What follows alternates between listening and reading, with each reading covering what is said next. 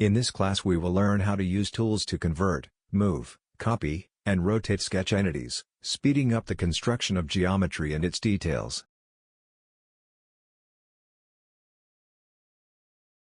Open the available file and let's get started.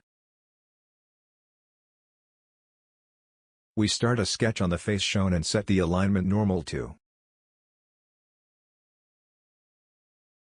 We expand the Cut Extrude feature 1, click on the sketch and on the floating bar we click on Show. We will convert entities from one sketch to another using the Convert Entities tool, which allows you to use defined and controlled geometries in another sketch.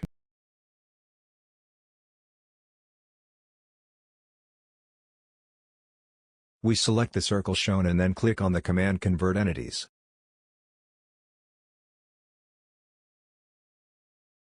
Now we have the circle in our sketch and we can work with it. We will use the command Move, activating it through the menu tools, Sketch Tools, Move. We select the entity we want to move and deselect the Keep Relations option because we will not keep existing relationships.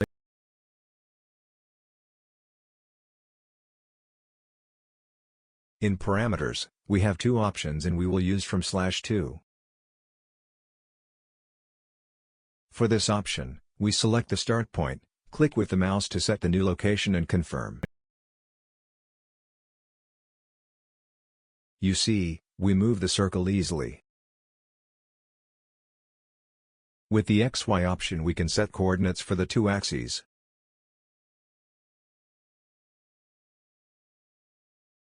Now we will use the command Copy, also accessed in the menu tools, Sketch Tools. See that it has the same options as the Move command. We copied the circle using both options, follow the procedures.